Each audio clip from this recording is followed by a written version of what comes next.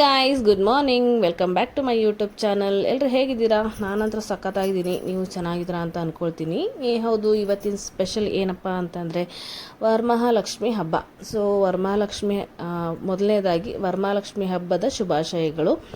ಆ ತಾಯಿ ನಿಮಗೆ ಸುಖ ಶಾಂತಿ, ನೆಮ್ಮದಿ, ಆಯುರಾರೋಗ್ಯ, ಸುಖ ಸಂಪತ್ತನ್ನು ಕೊಟ್ಟು ಎಲ್ಲರನ್ನೂ ಚೆನ್ನಾಗಿಡಲಿ ಅಂತಂತ ಬೇಡ್ಕೊಳ್ತಾ ಇವತ್ತಿನ ಈ ವ್ಲಾಗ್ನ ಸ್ಟಾರ್ಟ್ ಮಾಡೋಣ ಬನ್ನಿ.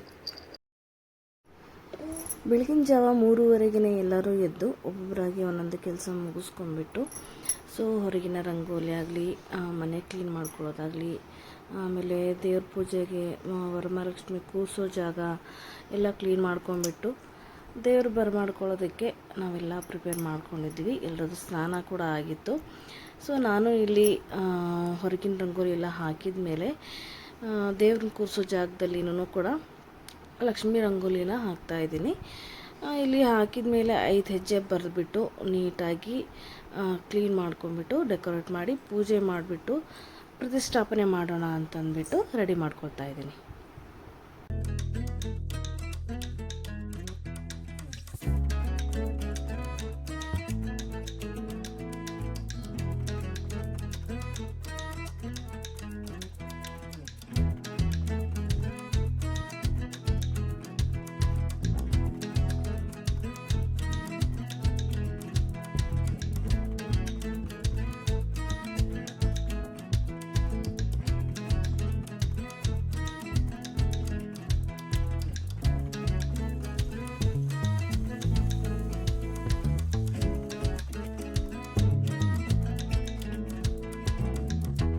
ಇವಾಗ ರಂಗೋಲಿ ಎಲ್ಲ ಬಿಡಿಸಿದ್ದಾಯಿತು.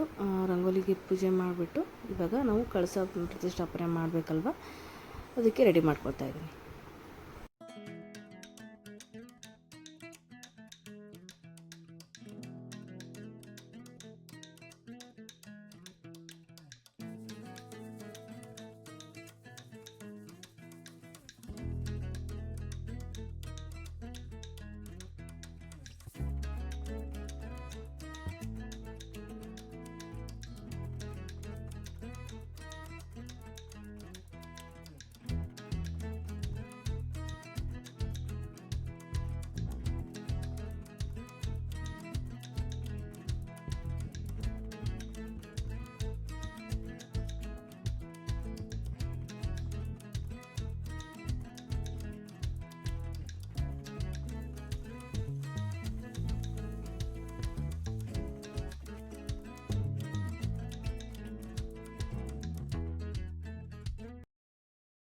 ಕಳಸ ಕೂರಿಸಿದ್ದಾಯಿತು.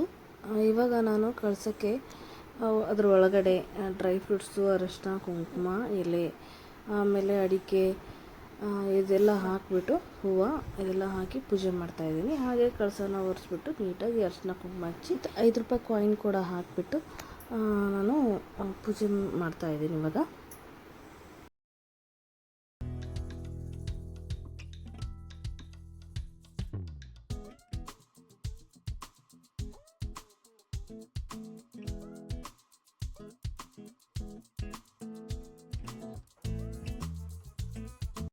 ಇವಾಗ ನಾನು ಅಕ್ಷತೆ ಕಾಳು ರೆಡಿ ಮಾಡ್ಕೊಳ್ತಿದ್ದೀನಿ. ಕಂಕಣ, ಆಮೇಲೆ ಹವನೂಲು ಮತ್ತು ತಾಳಿ ಅಂತಂದರೆ ನಾನು ಇಲ್ಲಿ ಎಲ್ಲರೂ ಬಂಗಾರದ್ದು ಹಾಕಬೇಕು ದೇವರಿಗೆ ಅಂತಂದರೆ, ಇಲ್ವಾ ಅರಿಶಿನ ಕುಂಬದ್ದು ದಾಳಿ ಮಾಡಿ ಹಾಕಬೇಕು, ಅದೆಷ್ಟೆಷ್ಟತೆ ಇರುತ್ತೆ ದೇವರಿಗೆ.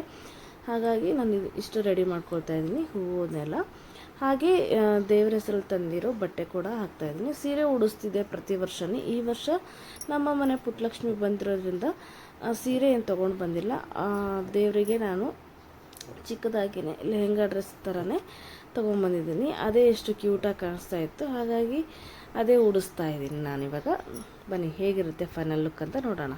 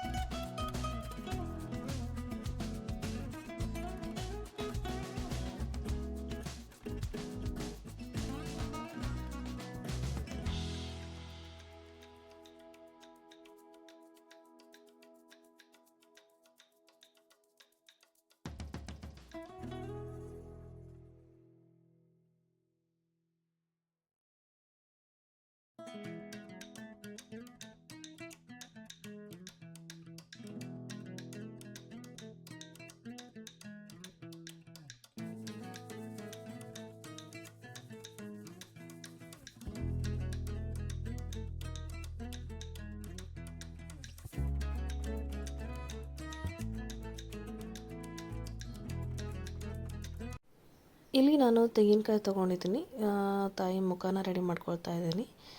ತೆಂಗಿನಕಾಯಿಗೆ ಕೆಳಗಡೆ ಪೂರ್ತಿ ಇರೋ ನರ್ಸುಗಳನ್ನೆಲ್ಲ ತೆಗೆದು ಕ್ಲೀನ್ ಮಾಡಿಕೊಂಡು ಮೇಲೆ ಜುಟ್ಟು ಮಾತ್ರ ಇಟ್ಟು ಅದಕ್ಕೆ ಅರಿಶಿನ ಕುಂಕುಮ ಎಲ್ಲ ಚೆನ್ನಾಗಿ ಬಳಿದು ಅರಿಶಿನ ಕುಂಕುಮ ಹಚ್ಚಿ ಪೂಜೆ ಮಾಡಿ ದೇವ್ರ ಮುಖ ಒರೆಸ್ಬಿಟ್ಟು ಅದಕ್ಕೆ ಕಟ್ಬಿಟ್ಟು ಮತ್ತು ಕಳಸಕ್ಕೆ 5 ಎಲೆ ಹಾಕಿ ಮುಖನ ರೆಡಿ ಮಾಡಿದ್ದಾಯಿತು. ಲಕ್ಷ್ಮಿನೂ ಕೂರಿಸಿದ್ದಾಯಿತು. ಇವಾಗ ಲಕ್ಷ್ಮಿನ ಅಲಂಕಾರ ಮಾಡ್ತಾಯಿದ್ದೀನಿ. ಬೇಕಾಗಿರೋದು ಅಲಂಕಾರಕ್ಕೆ ಗೆಜ್ಜೆ ವಸ್ತ್ರ ಹಾಕಿದ್ದೀನಿ. ಇಲ್ಲಿ 21 ಇರೋದು ಗೆಜ್ಜೆ ವಸ್ತ್ರ ಹಾಕಿದ್ದೀನಿ. ಹವನಲ್ಲೂ ಅರಿಶಿನ ಕುಂಕುಮ ಕೊಟ್ಟು ಬಳೆಗಳನ್ನ ಏರಿಸ್ಬಿಟ್ಟು ರೆಡಿ ಮಾಡಿ ಇಟ್ಕೊಂಡಿದ್ದ ಅರಿಶಿನದ ತಾಳಿನ ಹಾಕಿ ಆಮೇಲೆ ಕಂಕಣ ಕಟ್ಬಿಟ್ಟು ಬಳೆಗಳನ್ನೆಲ್ಲ ಹಾಕಿ ಲಕ್ಷ್ಮಿನ ರೆಡಿ ಮಾಡಿದೆ. ಹೂಗಳನ್ನೆಲ್ಲ ಹಾಕಿ ಮಾಲೆ ಹಾಕಿಬಿಟ್ಟು 21 ಕೆಂಪು ಹೂಗಳನ್ನು ಏರಿಸಿ ರೆಡಿ ಮಾಡಿದ್ದಾಯಿತು ಲಕ್ಷ್ಮಿನ. ಅದರ ನೆಕ್ಸ್ಟು ಕೆಳಗಡೆ ಟೇಬಲ್ ಮೇಲೆ ಹಣ್ಣುಗಳು ಆಮೇಲೆ ಉಡಿ ತುಂಬಿದೆ ತಾಯಿಗೆ. ಹಾಗೆ 9 ತುಪ್ಪದ ದೀಪ ಹಚ್ಚಿಟ್ಟೆ. ಆಮೇಲೆ ಸ್ವಲ್ಪ ದುಡ್ಡನ್ನ ಅರೇಂಜ್ ಮಾಡಿ ಬಟ್ಲಲ್ಲಿ ರೆಡಿ ಮಾಡಿಟ್ಟಿದ್ದಾಯಿತು. ಅರಿಶಿನ ಕುಂಕುಮ ಆಮೇಲೆ ಅಕ್ಷತೆ ಕಾಳು ರೆಡಿ ಮಾಡಿಟ್ಟು ಹೂವುಗಳು ಆಮೇಲೆ ಕಂಕಣಗಳನ್ನ ಕಟ್ಟಿಟ್ಟು ಎಲ್ಲ ರೆಡಿ ಮಾಡಿ ಇಟ್ಕೊಂಡು ಆ ಕಡೆ ಈ ಕಡೆ ದೀಪಾವಳಿ ಕಂಬಗಳನ್ನ ಇಟ್ಟು ಪೂಜೆ ಮಾಡೋಕ್ಕೆ ಕಂಪ್ಲೀಟ್ ಸಿದ್ಧತೆ ಮಾಡಿಟ್ಟಾದಮೇಲೆ ಸೈಡಲ್ಲಿ ಬಾಳೆ ಕಂಬಗಳನ್ನ ಕಟ್ಟಿದ್ದಾದಮೇಲೆ ಫೈನಲಿ ರೆಡಿ ಆಯಿತು. ಲಕ್ಷ್ಮಿ ಕಂಪ್ಲೀಟ್ ಕೂರಿಸಿದ್ದಾಯಿತು. ಇವಾಗ ನೈವೇದ್ಯಕ್ಕೆ ಬೇಕಾಗಿರೋದು ರೆಡಿ ಮಾಡ್ಕೊಳ್ತಾ ಇದ್ರು ನಮ್ಮತ್ತೆ. ಸೊ ರೆಡಿ ಮಾಡ್ಕೊಳ್ತಾ ಇದ್ದಾರೆ ಅಂತಂದು ನನಗೆ ಸ್ವಲ್ಪ ಹುಷಾರಿಲ್ದರ ಕಾರಣ ನಾನು ಮತ್ತೆ ವಿಡಿಯೋ ಕಂಟಿನ್ಯೂ ಮಾಡೋಕ್ಕಾಗಲಿಲ್ಲ. ಇವಾಗ ಅಮ್ಮ ಒಬ್ಬಟ್ಟು ಅನ್ನ ಸಾಂಬಾರು ಸ್ವಲ್ಪ ಎಲ್ಲನೂ ಮಾಡಿಟ್ಟು ನೈವೇದ್ಯ ಮಾಡಿಕೊಂಡು ಮಹಾಮಂಗಳಾರತಿ ಮಾಡೋ ಟೈಮಿಗೆ ಬಂದರು. ಇಲ್ಲಿ ಮಹಾಮಂಗಳಾರತಿ ಮಾಡೋ ನಾನು ರೆಡಿಯಾಗಿರಲಿಲ್ಲ. ಆ್ಯಕ್ಚುಲಿ ಫುಲ್ ಹುಷಾರಿರಲಿಲ್ಲ. ಹಾಗಾಗಿ ಅಮ್ಮನೇ ಎಲ್ಲ ಮುಗಿಸಿದ್ರು. ಪೂಜೆ ಮಾಡಿ ಮುಗಿಸಿದ ತಕ್ಷಣ 9:30 ಅನ್ನೋಷ್ಟೊತ್ತಿಗೆ ರಾಹುಕಾಲ ಬರೋ ಆಗಿತ್ತು. ಹಾಗಾಗಿ ಅಷ್ಟರೊಳಗಡೆ ಪೂಜೆ ಮಾಡಬೇಕು ಅಂತ ಅಷ್ಟರಲ್ಲಿ ಪೂಜೆ ಮಾಡಿಬಿಟ್ಟು ನಾನು ರೆಸ್ಟ್ ಮಾಡ್ತಾಯಿದ್ದೆ. ಅಮ್ಮ ಎಲ್ಲನೂ ಅಷ್ಟರಲ್ಲಿ ಪೂಜೆ ಮುಗಿಸಿ ಅಮ್ಮ ಎಲ್ರಿಗೂ ಮಂಗಳಾರತಿ ಕೊಟ್ಟು ಸಾಯಂಕಾಲ ಅಷ್ಟೊತ್ತಿಗೆ 5 ಮನೆಗೆ ಹೋಗಿ 5 ಜನರನ್ನ ಉಡಿ ತುಂಬಕ್ಕೆ ಕರೆದ್ಬಿಟ್ಟು ಬಂದು ಉಡಿ ತುಂಬಿದ್ದಾಯಿತು. ಇದಾಗಿತ್ತು ಇವತ್ತಿನ ಬ್ಲಾಗ್. ಎಲ್ಲರಿಗೂ ನಿಮಗೆ ಇಷ್ಟ ಆಗಿದೆ ಅಂತ ಅಂದ್ಕೊಳ್ತೀನಿ. Thank you. Bye. Take care. Love you.